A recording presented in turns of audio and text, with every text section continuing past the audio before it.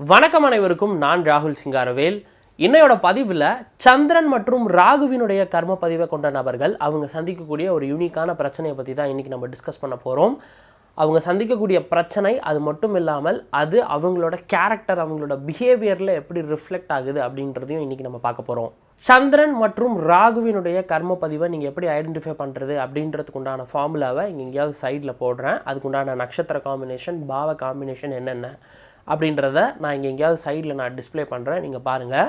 நீங்கள் அந்த நட்சத்திரத்தில் வரீங்க, இல்லை அந்த ராசிக்குள்ளே வரீங்க, இல்லை அந்த பாவ காம்பினேஷன் உங்களோட ஜாதகத்தில் இருக்குது அப்படின்னா உங்களுக்கு இப்போ நான் சொல்கிறது பொருந்தும். சரி, இப்போ வந்து சந்திரன் மற்றும் ராகுவினுடைய கர்ம பதிவை கொண்ட நபர்கள், இது ரெண்டும் ஒரு சேர இருக்கக்கூடிய நபர்கள். பிரதானமாக நீங்கள் சந்திரன் கர்மாவை நீங்கள் எடுத்துக்கலாம்.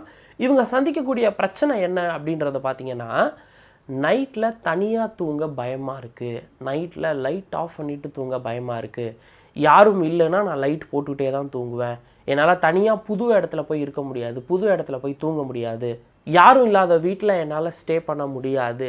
இந்த மாதிரியான ஃபீட்பேக்ஸ் இந்த மாதிரியான பிரச்சனைகளை நிறைய சந்திரனோட கர்ம பதிவை கொண்ட நபர்கள் சொல்லி நான் கேள்விப்பட்டிருக்கேன்.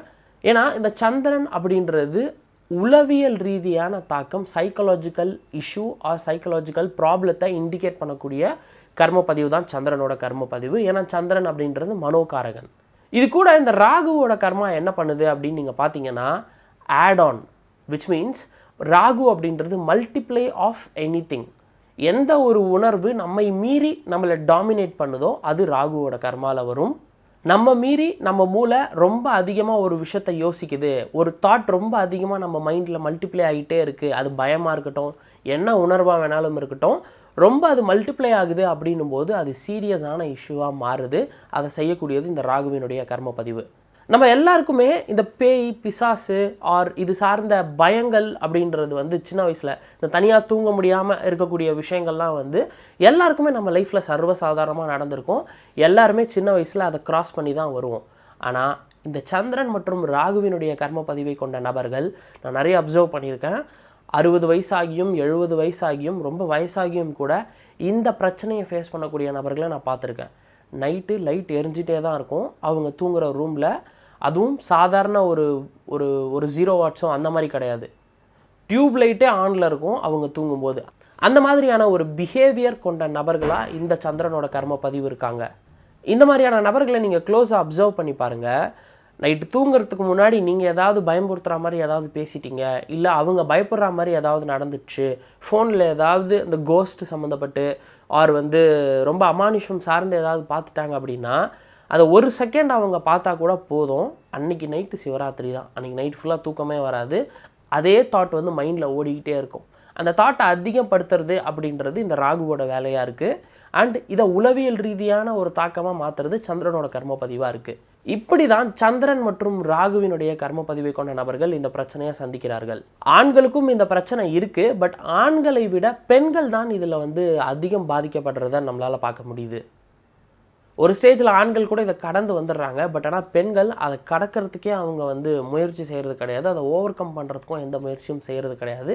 அந்த பயத்தோடவே வாழ பழகிக்கிறாங்க, அந்த பயத்தோடவே இருக்கிறாங்க. சரி, இது உளவியல் ரீதியான ஒரு தாக்கம் மாதிரி தெரியுது. ஆனால் பிஹேவியரில், கேரக்டரில் என்ன இம்பேக்ட் அப்படின்னு நீங்கள் பார்த்தீங்கன்னா, என்ன பிரச்சனையை இது வந்து ரிஃப்ளெக்ட் ஆகுது அப்படின்னு நீங்கள் பார்த்தீங்கன்னா, இந்த சந்திரனோட கர்ம பதிவை கொண்ட நபர்கள், உங்களுக்கு சந்திரனாலே தெரியும், mind oscillation, double mind set. எப்போவுமே வந்து ஒரு காரியம் செய்கிறாங்க அப்படின்னா, what if this happens, what if that happens, இது இப்படி நடந்துருச்சுன்னா, அது அப்படி நடந்துருச்சுன்னா அப்படின்ற மாதிரி நிறைய பாசிபிலிட்டிஸ் மைண்டில் ஓடிக்கிட்டே இருக்கும். அந்த ஸ்திரத்தன்மை அப்படின்றது வந்து இருக்காது, மைண்ட் ஆசிலேட் ஆகிட்டே இருக்கும். இந்த நைட்டில் தூங்க கஷ்டப்படக்கூடிய நபர்கள் அவங்களோட உளவியலை நீங்கள் க்ளோஸாக அப்சர்வ் பண்ணிங்க அப்படின்னா அவங்க மைண்டில் ஓடுறதும் இதே மாதிரியான ஒரு தாட்டு தான்.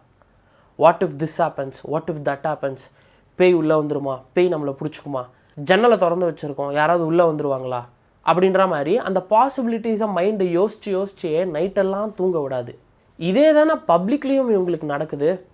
நிறைய சந்திரனோட கர்ம பதிவை பாருங்கள். பப்ளிக்கில் ஒரு மீட்டிங் போகிறாங்க, ஒரு மீட்டிங் ஹாலில் உட்காடுறாங்க, ஒரு செமினார் ஹாலில் உட்காடுறாங்க அப்படின்னா கூட எப்போவுமே இவங்க mind what will others think about me, இன்றைக்கி நான் இந்த ட்ரெஸ் போட்டு வந்திருக்கேன், இவன் என்னை பற்றி என்ன நினைப்பான், இன்றைக்கி நான் இப்படி பேசுகிறேன், இவன் என்னை பற்றி என்ன நினைப்பான் அப்படின்ற அந்த what if this happens, what if that happens அப்படின்ற அந்த சினாரியோவே மைண்டில் ஓடிக்கிட்டு இருக்குமே தவிர அவங்களால ப்ரெசண்ட்டில் திறம்பட செயல்பட முடியறதில்ல, நிறைய கஷ்டப்படுறாங்க. நாம் என்ன பேச நினைக்கிறோமோ, நமக்கு எது சரின்னு படுதோ அதை பேசி பழக முடியாத நபர்களாக இந்த சந்திரனோட கர்ம பதிவை கொண்ட நபர்கள் வந்து இருக்கிறத நம்மளால் சர்வசாதாரணமாக பார்க்க முடியுது. காரணம் என்னென்னா, நான் சொன்ன அதே விஷயந்தான், பாசிபிலிட்டிஸ். இவங்க எப்படி நினைப்பாங்க, அவங்க எப்படி நினைப்பாங்க, நம்ம எப்படி சொல்கிறோமே அவங்க எப்படி எடுத்துப்பாங்க, இந்த மாதிரி தாட் ப்ராசஸ் அதிகமாக அவங்களுக்குள்ளே ஓடிட்டே இருக்கிறது தான் இது ஒரு பிரச்சனையாக இருக்குது.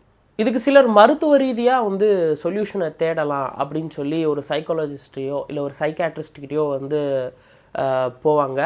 பட் எனக்கும் ஒரு காலகட்டத்தில் இந்த பிரச்சனை அப்படின்றது வந்து இருந்தது. எனக்கும் இது சார்ந்த பயம் அப்படின்றது வந்து இருந்தது. நைட்டு யாரும் இல்லைன்னா என்னால் அந்த வீட்டில் ஸ்டே பண்ண முடியாது. நைட்டும் யாரும் இல்லாமல் என்னால் லைட் ஆஃப் பண்ணிவிட்டு தூங்கவே முடியாது. இந்த பிரச்சனையை நான் எப்படி ஓவர் கம் பண்ணேன் அப்படின்னா, தைரியமாக துணிஞ்சு அந்த பிரச்சனையை ஃபேஸ் பண்ணேன். அதிலேருந்து நான் வெளியே வந்துட்டேன்.